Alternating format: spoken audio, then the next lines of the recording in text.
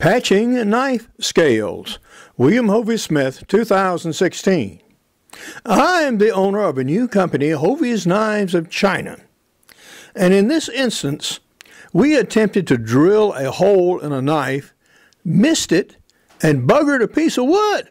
And we had to patch it. And here is a video on how we repaired that knife scale. I was just a tad off on the original, but a tad was a tad too much.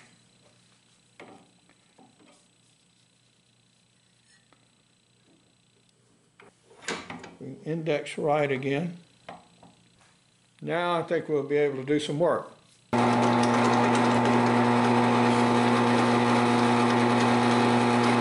Okay, we are all the way through now. Look.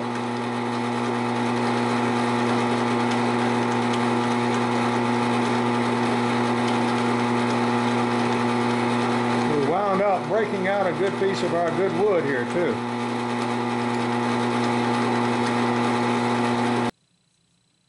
Well, what are we going to do? We have one scale that's perfectly good and it's separated. Now we have another with this sort of divot broken out. Now there are several alternatives at this stage.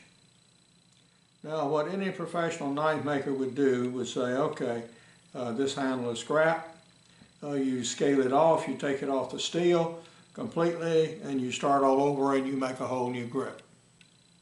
Could do that. The Billy Joe Rubidoux solution is to put a patch on it. This is pecan wood. This is a sound section of wood right here. What I'm going to do is to take this part of the handle off. Just cut a square out. Remove the damaged portion. Cut a slab of this that's solid wood. Glue and pin it to the remainder of the scale and drill it. And we used a hatchet and just made some rough splits. And so now I have a block here that is solid and I feel confident enough, has enough strength to do the job. Plus it's thick enough to do the work. So I'm going to just rough it off with a knife.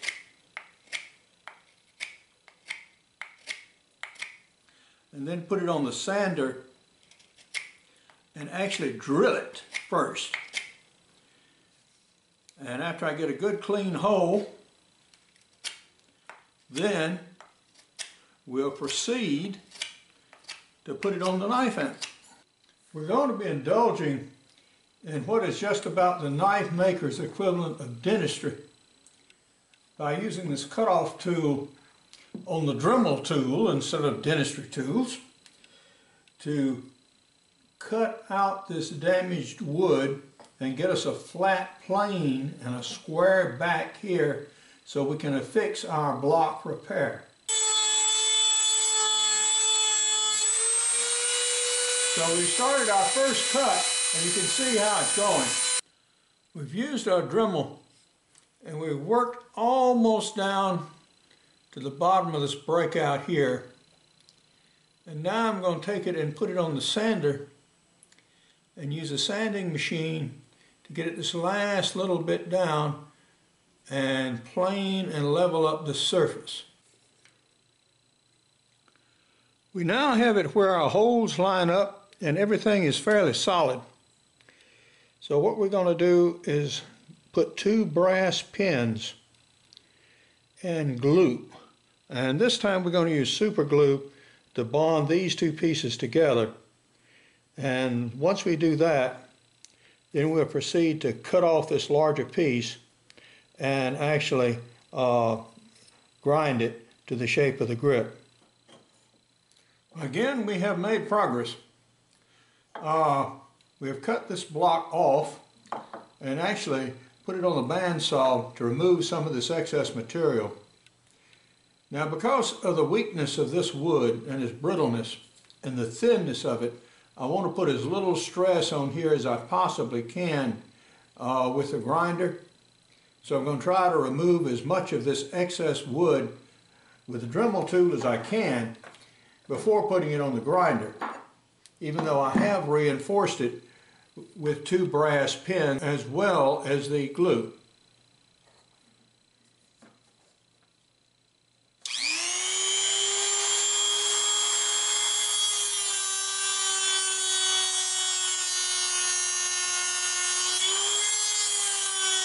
So far, so good. We have that piece of pecan now worked down something more nearly like a knob. And I'm going to do a little more work here on this grinder and then take it and put it on the sander.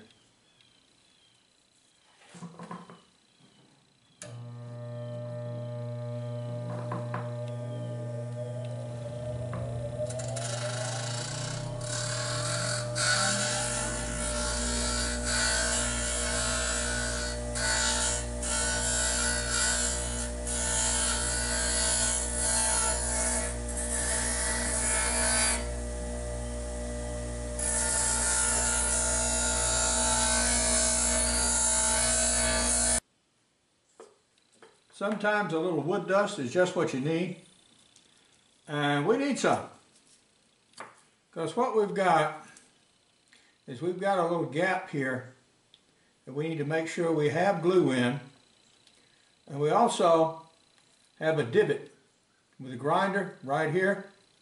So we're going to make up some filler mix and put in these 2 locations. So when we do the final grinding and hand sanding, we'll have these set.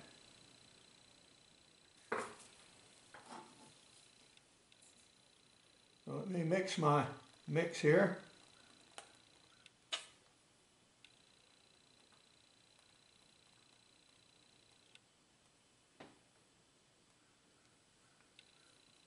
Okay.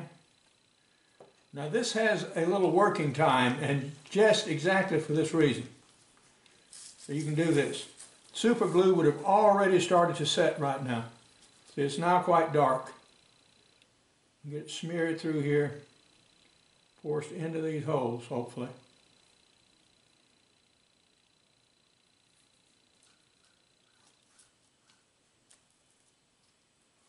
Good thick bond.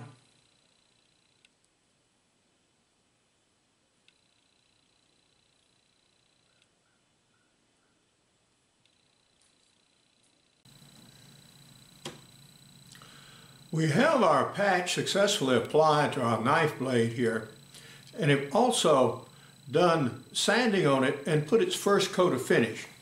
And what I'm using is this Minwax wood finish here, and this is a natural stain, but it does give some darkening to the wood, but it's mild compared to a walnut stain or some others. What we're also going to do is attempt to dress up this hole on the inside. As you saw, this steel is now hardened, so it cannot be drilled very successfully. So we're going to use these grinding bits, which are adaptations to the Dremel tool, and see if we can freshen out this hole and make it look a little more aesthetically pleasing. Because now when you look in it, you see this lump of steel, and plus it's offset. There's nothing we can do with the offset, but we can certainly try to grind away the steel a little bit. And we have an appropriate point right here, which is abrasive compound, to do it. Although we completely used up one accessory tool in the process, we did manage to get our hole freshened out. So now it's in better shape than it was.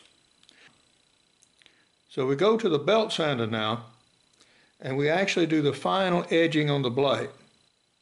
Because this is a skinning knife and can be expected to be in the presence of blood and other materials, and also because it has a wooden handle, besides getting the coating of stain here, we're going to dip it in polyurethane. And we're probably going to do this twice, just to make sure.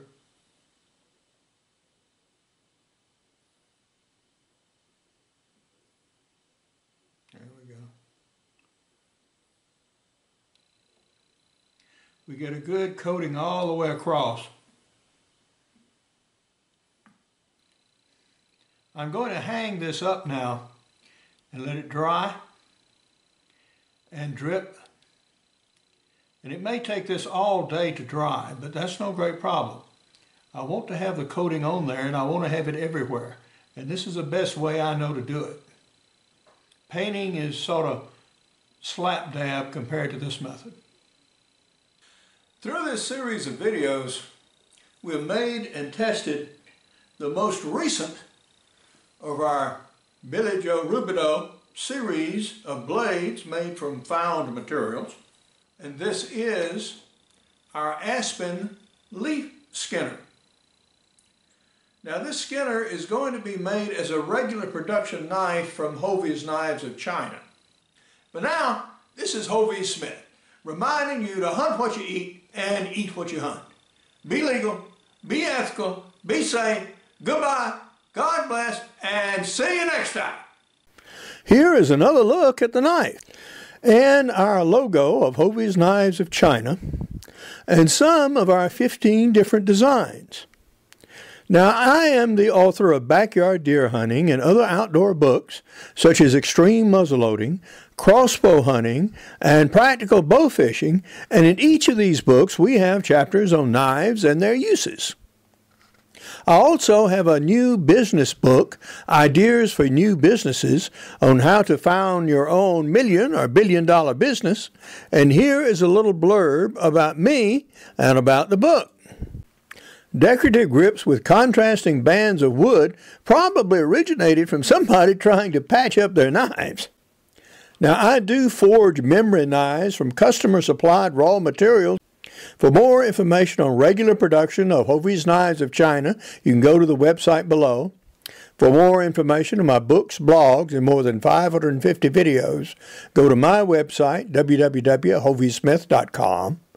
Good hunting and good eating from the outdoors. Goodbye, and God bless.